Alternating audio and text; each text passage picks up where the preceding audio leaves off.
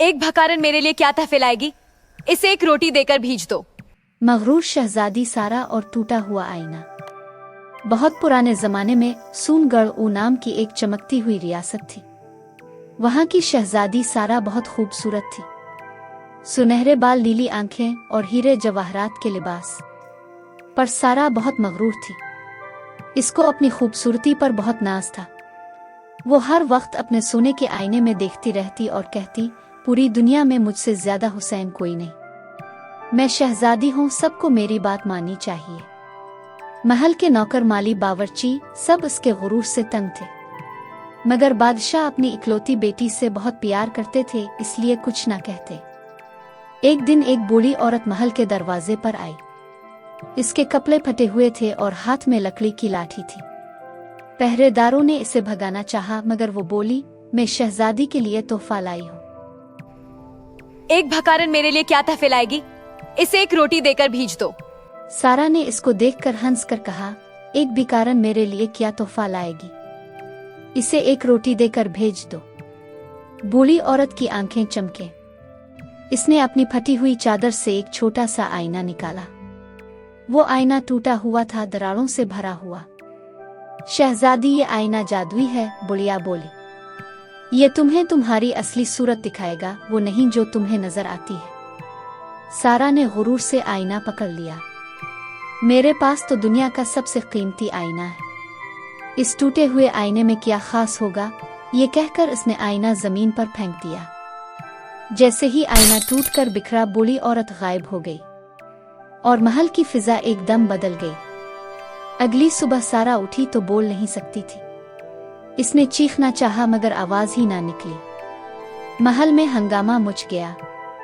हकीम आए, दवाएं दे, मगर कुछ फर्क ना पड़ा। रात को सारा को ख्वाब आया। वही बूढ़ी औरत आई और बोली, तुमने दूसरों की बात सुने बगैर हमेशा हुक्म चलाया। अब तुम समझोगी कि जब कोई तुम्हारी नहीं सुनता तो कैसा लगता है।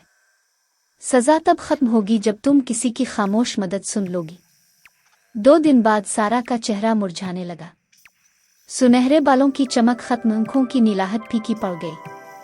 वो अपने कीमती आईने में देखकर रोने लगी, मगर आंसू भी खुश्क थे। फिर ख्वाब आया। बुढ़िया ने कहा, तुम्हें अपनी शक्ल पर गुरूर था, अब देखो असल खूबसूरती दिल की होती है।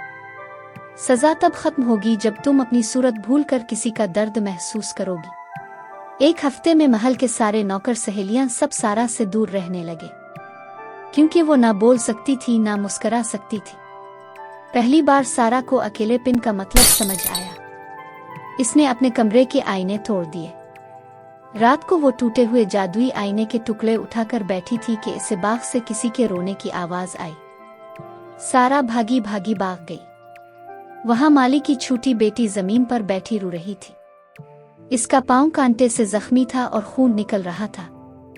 सारा बोल तो नहीं सकती थी, मगर वो फौरन घुटनों के बिल बैठी। इसने अपनी कीमती शाल फाड़कर बच्ची के पांव पर बांधी। फिर इसे गोद में उठाकर हकीम के पास ले गई। सारी रात वो बच्ची के सरहाने बैठी, हाथ से पंखा झलती रही। सुबह जब बच्ची की माँ आई तो इसने रोते हुए सारा के हाथ चूम लिए। शहजादी, आपने मेरी बेटी की जान बचाई, अल्लाह आपको खुश रखे। ये सुनते ही सारा के हल्क से आवाज निकल आई, अल्लाह का शुक्र है तुम ठीक हो। अल्लाह का शुक्र है तुम ठीक हो। इसकी आवाज वापस आ गई थी और जब इसने पानी में अपना अक्स देखा तो चेहरा पहले से ज्यादा मुनव्वर लग रहा था। वो पहले से ज्यादा खूबसूरत हो गई थी। शहजादी अपने खूबसूरत कमरे में सो रही थी कि इसी रात बूढ़ी औरत फिर ख्वाब में आई। अब वो एक नूरानी प्री लग रही थी। शाबाश सारा, प्री बोली, तुमने पहली सजा खत्म की, तुमने बगैर बोले मदद की आवाज सुन ली। दूसरी सजा भी खत्म, तुमने अपनी शक्ल भूलकर किसी का दर्द महसूस किया। अब तीसरी सजा खुद खत्म हो जाएगी, क्योंकि जो दूसरों के काम आता है वो कभी अकेला नहीं होता। परी ने हाथ हिलाया तो टूटे हुए आईने के टुकड़े जड़कर एक खूबसूरत आईना बन गए। ये लो अपना इनाम। अब ये आईना तुम्हें हमेशा तुम्हारा सच्चा दिल दिखाएगा। इस दिन के बाद सारा बदल गई। इसने अपने सारे हीरे जवाहरात गरीबों में बांट दिए। महल के दरवाजे सबके लिए खोल दिए। वो खुद बाग में काम करती, जख्मी परिंदों की मरहम पट्टी करती और बच्चों को कहानियां सुनाती। लोग कहते, हमारी शहजादी पहले सिर्फ खूबसूरत थी, अब वो अच्छी भी है।